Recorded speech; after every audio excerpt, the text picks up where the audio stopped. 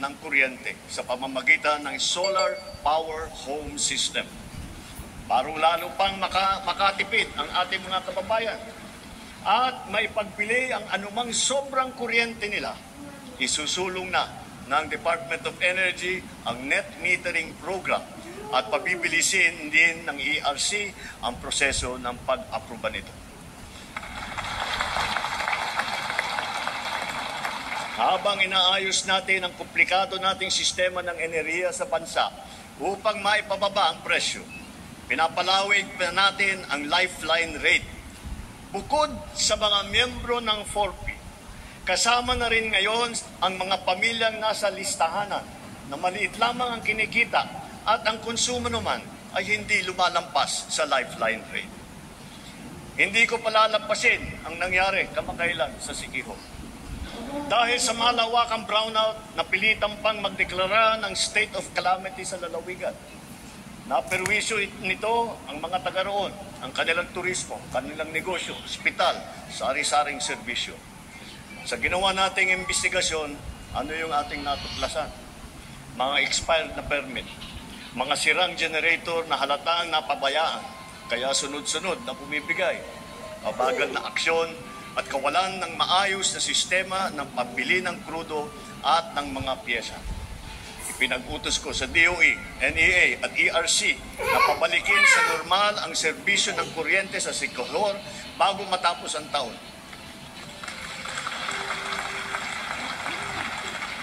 Titiyakin namin na may tatag agad ang mga pasilidad para sa pangmatagalang lunas sa kanilang problema sa kuryente. Hindi na dapat ito maulit-muli. Iimbestigahan ang naging kapabayaan nito at ang iba pang mga katulad na kaso sa buong bansa. Dapat nilang ayusin ang pamamahala ng mga kumpanya ng kuryente at ipag-utos ang pag-refund kung kailangan.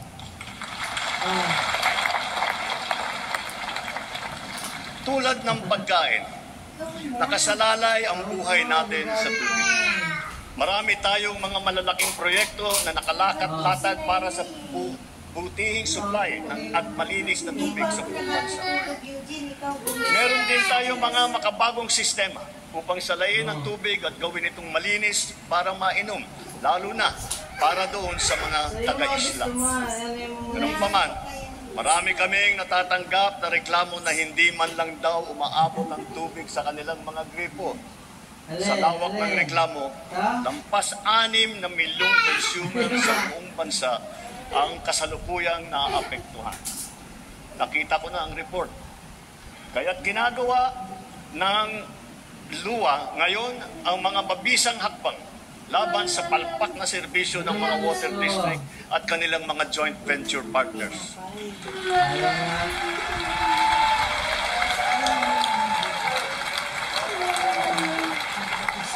Titiyakin ng luwa na may lalagay na sa ayos ang serbisyo ng tubig ng milyong-milyong nating mga kababayan at gawin mas abot kaya naman ang presyo. Higit sa lahat, titiyakin natin mapapanagot ang mga nagpabaya at nagkulang sa mahalagang serbisyong publiko na ito.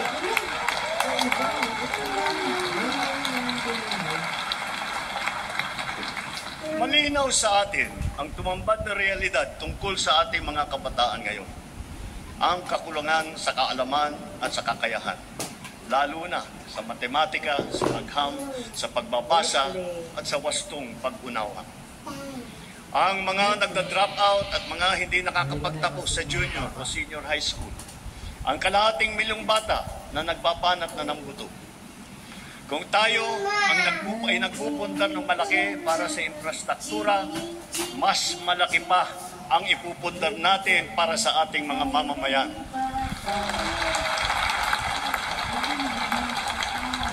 Ito ang pangunahing polisiya natin hanggang matapos ang administrasyon. Puspusan nating inaayos at pinapaganda ang ating sistema ng edukasyon. Sa lahat ng mga pinahahalagahan ng administrasyon, ito pa rin ang nasa ruro. Ngayong taon, sinimulan na natin ang Academic Recovery and Accessible Learning o ARAL program. At pinalalakas din at pinalalakas din natin ang early childhood care and development na hango. Ito ay hango sa dalawang mahahalagang batas na ipinasa ninyo dito sa Kongreso. Maraming mag-aaral ang nakakaranas ng bullying o kaya ay nagdi-depress. Binabantayan din natin ang mental health ng ating kabataan.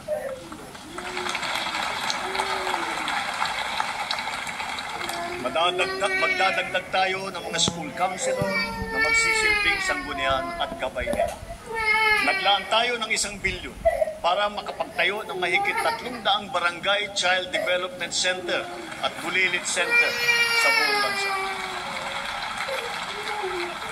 At ang pinaka-priority ay yung mga nangangailangan na puo na malalayo. At pauna lamang yan, unti-unti nating tutugunan ang matinding kakulangan sa daycare center na napinbin mula pa noong 1990.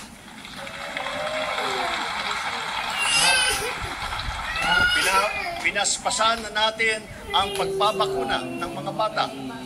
Sa DOH, kumpletuhin na natin ang bakuna para matapos na sa lalong madaling panahon na kumpleto na lahat ng ating mga anak ay nabakunahan na.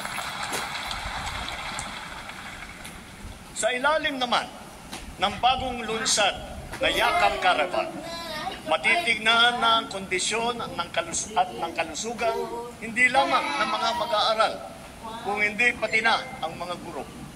Mabibigyan sila ng libreng medical check-up, libreng lab test tulad ng cancer screening at libre na gamot.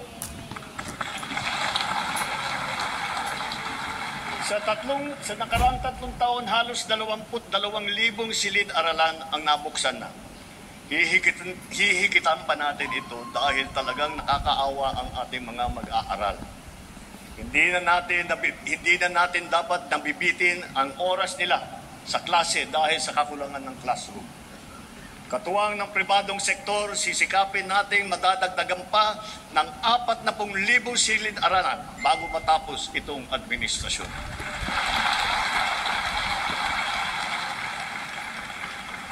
Maglalaan tayo ng sapat na pondo para rito. Alang-alang sa mga ating mag-aaral, hihilingin ko ang buong suporta ng ating Kongreso.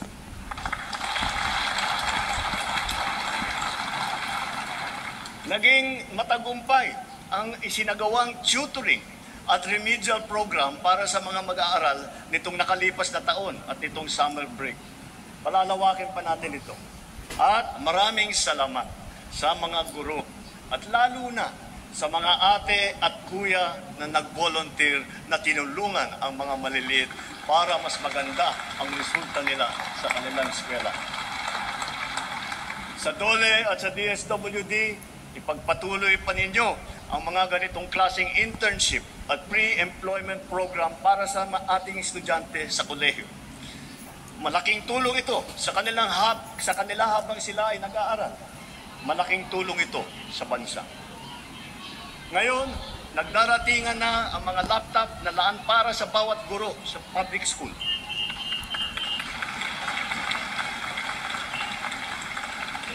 Tiniyak natin na walang anomalya sa pagpili ng mga laptop na ito.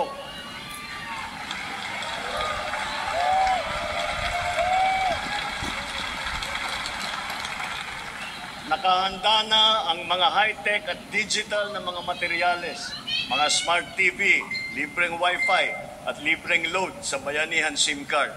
Dahil dito, handa na rin ang ating mga estudyante para makasabay sa makabagong paraan ng pag-aaral sa makabagong mundo. Ang pinakamahalaga sa sistema ng edukasyon ay ang ating mga mahal na guro. Asahan po ninyo na hindi gagawing sukatan ng galing ninyo o ng performance ninyo ang dami lamang ng estudyante na inyong ipinapasa. Kundi, ang dami ng mag-aaral na inyong pinapahusay at pinapataas ang ambisyon sa buhay.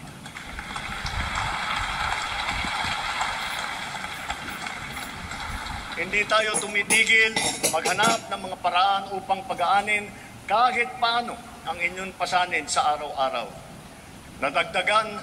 nagdagdag tayo ng 60,000 teaching item